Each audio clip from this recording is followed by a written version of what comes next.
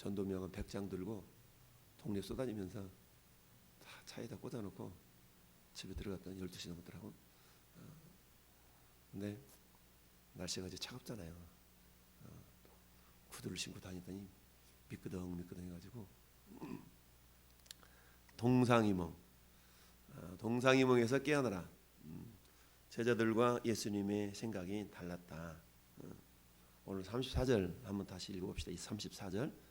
제자들이 이것을 하나도 깨닫지 못하였으니 그 말씀이 감치였으므로 그들이 그 이르신 바를 알지 못하였더라. 아멘.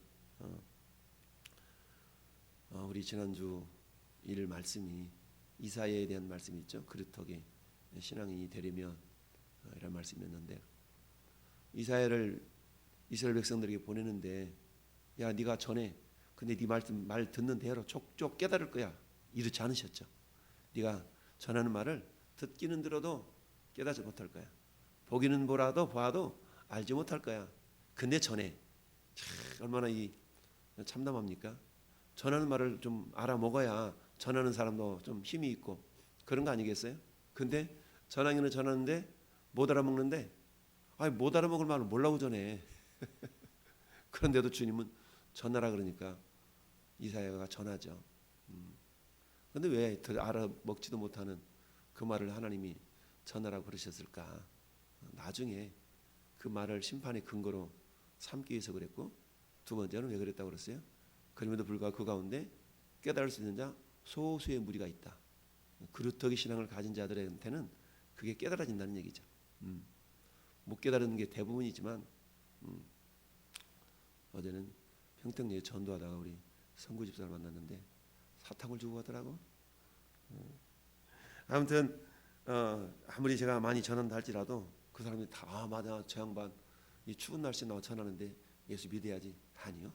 천만에 만만에. 그럼에도 불구하고 어때요? 나중에 하나님 앞에 설 때 그들을 심판할 근거가 될 수 있다는 거죠. 야 그때 저 한 목사가 그 추운 날씨 나와가지고 예수 믿으라고 전하지 않디? 글쎄 뭐 이상한 양반이 와가지고 뭐 예수는 그리스도라고 그러고 막 천국이 있다고 그러고 지옥이 있다고 그럽디다. 그런데도 왜 안 믿었어? 그 믿겨지긴 합니까? 막 이러면서. 그래? 너는 그때 나를 인정하지 못했기 때문에 나도 너를 모른다. 마귀와 그 원수들을 위해 준비된 영영한 불 속으로 들어가라. 이런 날이 반드시 있다라고 그러는데 사람들은 안 믿잖아요. 근데 어때요? 주님은 사도 바울 입술을 통해서 오죽했으면 전도가 뭐라고 그랬어요? 전도는 미련한 거다. 전도에 미련한 것으로 구원하기를 기뻐하셨도다. 이게 하나님의 어떤 섭리죠. 하나님의 섭리. 그래서 하나님 왜 이렇게 하신대요? 라고 따져 물을 수가 없는 거죠. 우리는 피조물이고 하나님은 창조주이시기 때문에 어떻게 우리의 창조주의 깊은 뜻을 한낱 피조물인 우리가 다 깨달아 알 수가 있겠습니까? 단지 말씀 하나 없어서 종이 듣겠나이다. 말씀 하나 없어서 그러면 종이 하인이 낫겠나이다. 무슨 말씀을 하시든지 그대로 하라. 다 연관이 되어져 있죠. 여러분 오늘 31절부터 34절의 내용, 예수님이 31절에 12제자를 내리시고 이르시되 보라 우리가 어디 가자? 예루살렘으로 올라가노니. 이래서 올라가자. 예수님의 주된 활동 무대는 예루살렘과 저 북쪽의 갈릴리잖아요. 그러니까 갈릴리에서부터 내려와서 이제 여리고를 거쳐서 예루살렘으로 올라가는 그 지금 어간에 있는 거예요. 자, 그러면 이 발걸음이, 제자들의 발걸음은 가볍습니다. 제자들의 발걸음은 신납니다. 근데 예수님의 발걸음은 한마디로 말하면 무겁다고 표현하면 그렇지만 아주 무게가 있습니다. 왜 그럴까요?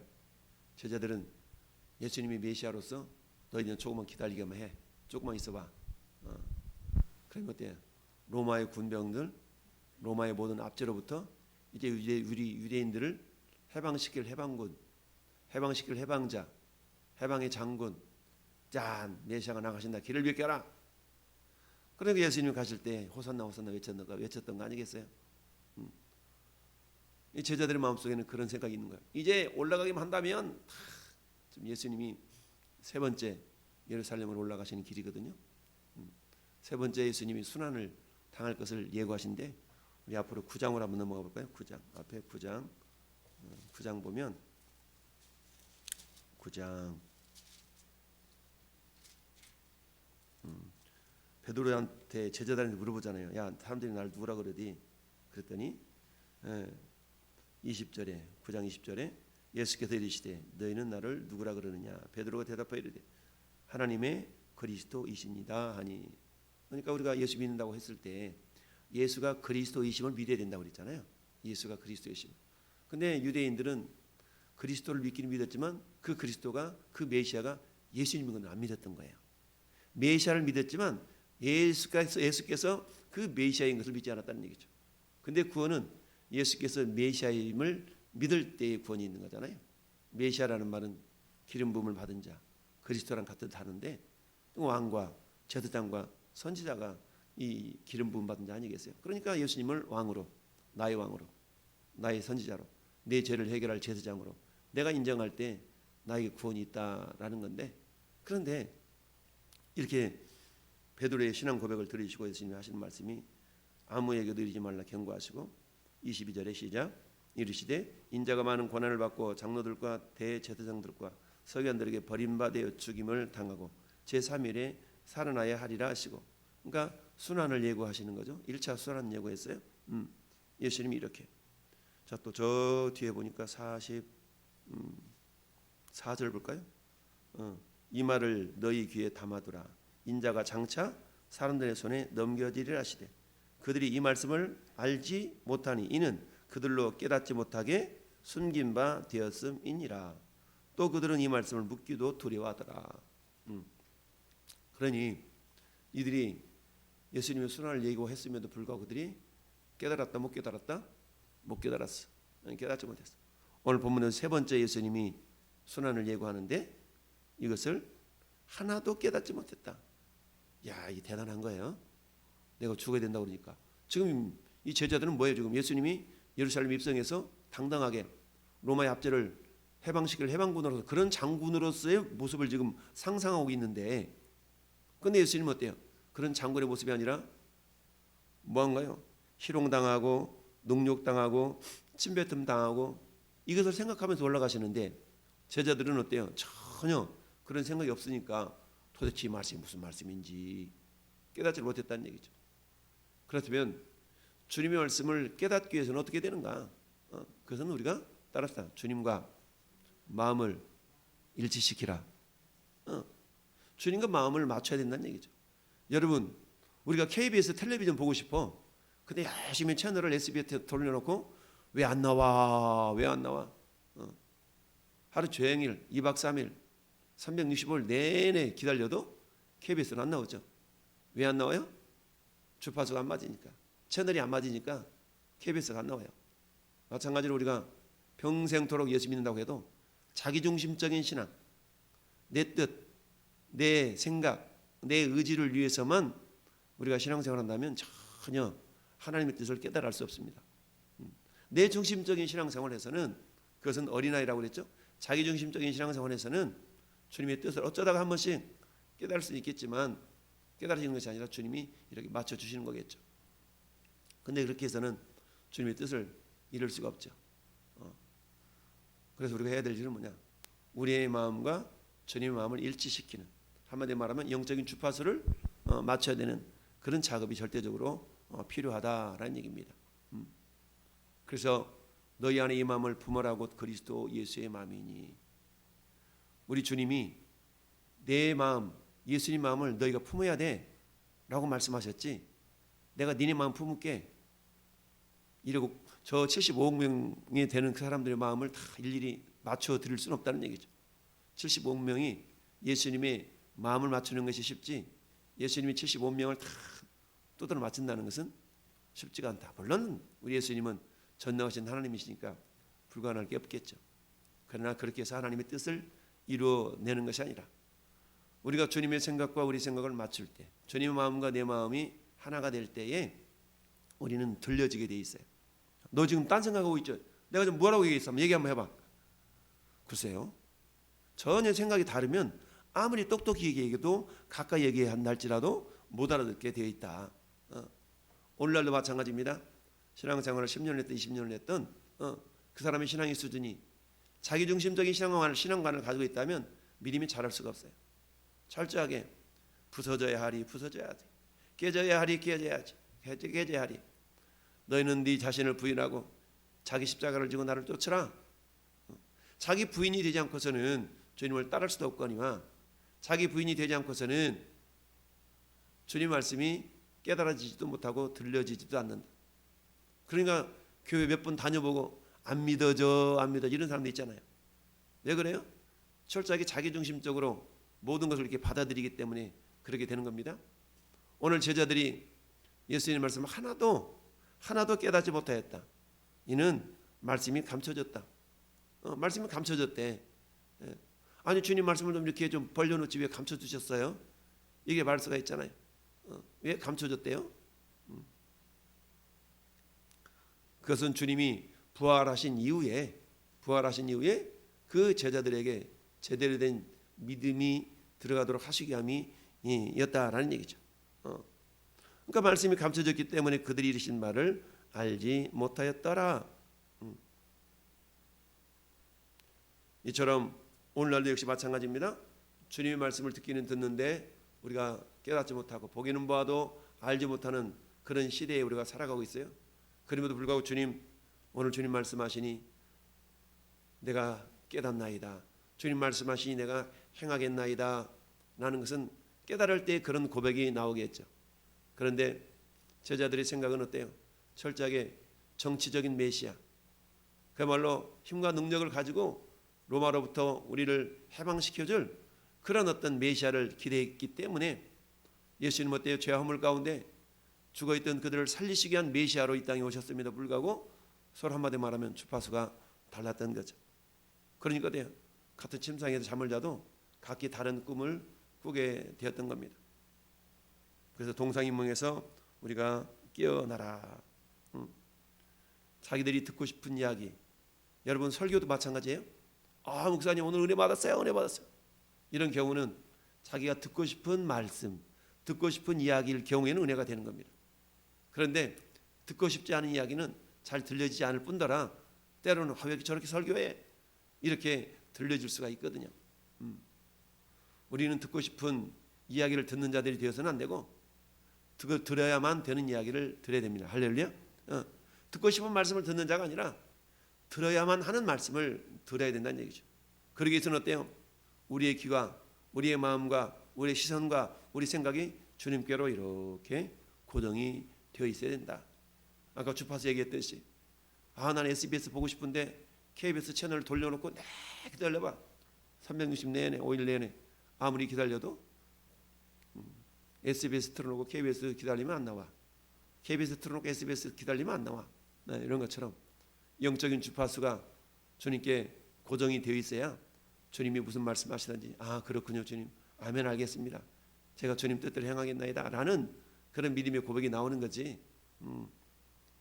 그래서 주님이 오늘 33절에 그들은 채찍질하고 그를 죽일 것이나, 그들은 누구예요? 이방인에게 넘겨져서 보니까 제사장, 아까 앞에 봤던 제사장과 장로들과 유대인들에게 박해를 당해서 채찍질하고 그를 죽일 것이나, 그는 예수님이잖아요.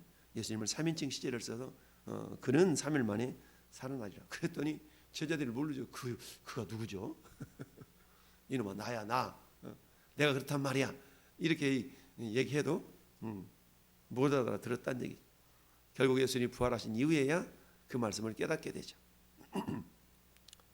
우리가 잘 아는 35절부터 43절까지는 어때요? 여기서는 마태복음에서는 두 맹인이라고 나오죠. 마가복음에서는 소경 바디메오라고 나오고, 오늘 본문에서는 이름은 안 나왔지만 한 맹인이라고 나와 있어요. 어쨌든 맹인을 치료하실 사건이 35절부터 43절 사이에 나오는데요. 여러분, 이 맹인이 치료를 받았던 원인이 뭐예요? 그것은 다른 게 아니죠.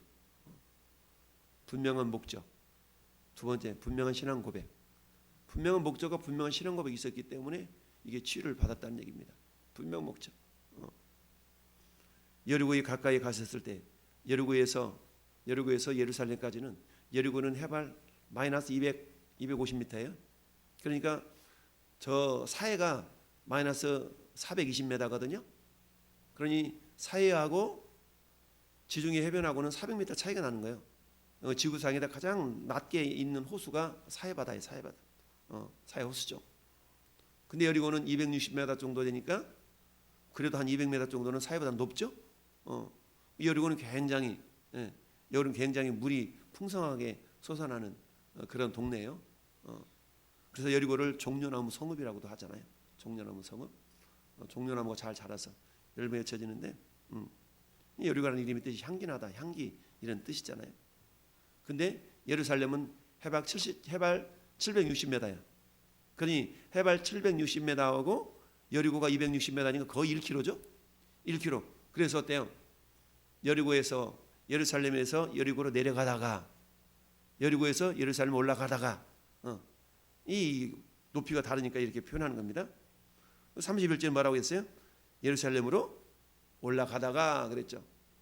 예루살렘 올라가는 겁니다. 예루살렘은 760고지 있어요. 마치 우리로 말하면 대관령쯤 되는 그런 높이에 있는 거예요. 그러면 여리고에서 예루살렘까지는 27km쯤 됩니다. 27km면 여기서 오산을 지나서 수원 절반쯤 병점에 될까요?